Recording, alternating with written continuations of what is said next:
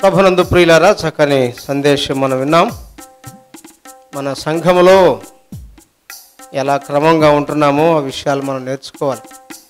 మన సంఘాల్లో ఉన్నటువంటి పరిస్థితి ఏమిటంటే, ఆదివారం ఆరాధన చేసేవాళ్ళు ఆదివారమే కనపడుతున్నారు కదా, మీద కమకూడుకులో కనబడట్లేదు. అవునా కాదా? 150 మంది అని చెప్పాడు అన్న, 150 మందిలో 0 తీసేయటమే. అట్లా అయిపోయినాయి సంఘాల్లో. కనుక ప్రభు రాకడ దినాల్లో ఉన్నాం కనుక క్రమ కోడికలకు, ఆదివారం ఆరాధన, విజ్ఞాపన కార్యక్రమాలన్నీ కూడా పాల్గొంటే మన ఆత్మీయ జీవితం ఎంతో అభివృద్ధి చెందుతుంది. మంచిది. చక్కని సందేశం అందించిన దేవుని సేవకులకు సంఘం వందనాలు తెలియజేస్తున్నాం. రేపు వచ్చే నెల 11వ తారీఖు 9వ తారీఖు మరి హాలిడే ప్రార్థన ఉంది కనుక మరి అందరూ మా డేట్ గుర్తుపెట్టుకొని అందరూ ఆ స్థలానికి భీమవరంలో గుర్తుపెట్టుకొని ఆ స్థలానికి రావాలని ప్రభు పేరు మనం చేస్తున్నాం. అందరూ లేచి నిలబడండి. ఒక చిన్న పల్లవి శరణం పాడి కోడిక ముగింపు చేద్దాం. మనకింత వరకు సహాయపడును పగించుకొని మనకై, మనకింత వరకు సహాయపడును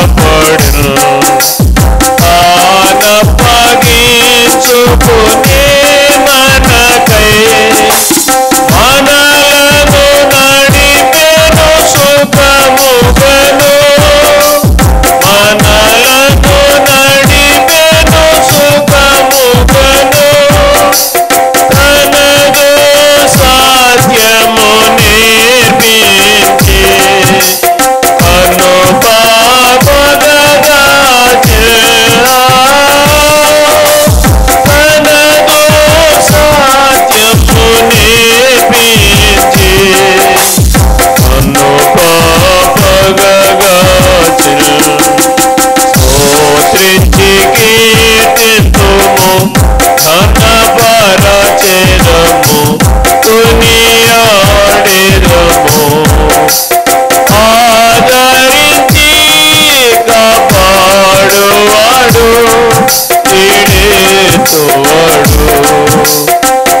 ఆదరించి కాపాడువాడు, ఈడేచువాడు, స్తోత్రించి కీర్తింతుము.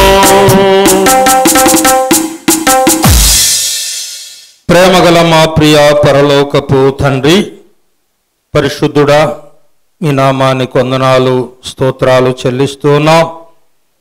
దయగల దేవ, మొన్న నిన్న నేడు 3 దినాలు చక్కగా మీరు జరిగించిన ఈ సభలను బట్టి స్తోత్రాలు చెల్లిస్తున్నాం. స్థానిక సంఘం ఎంతో ప్రయాసపడి, శ్రమలను పడి, వ్యయపడి ఈ సభలు నిర్వహించుటలో వారికి మీరిచ్చిన సామర్థ్యాన్ని బట్టి స్తోత్రాలు. సంఘమును బలపరచండి, విశేషముగా దీవించండి.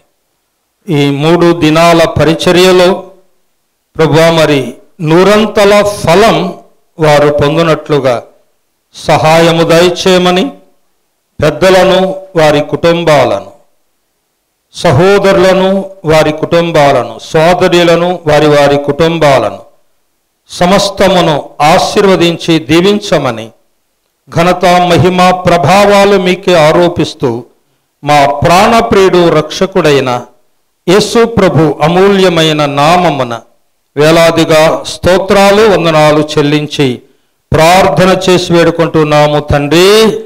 ఆమేన్.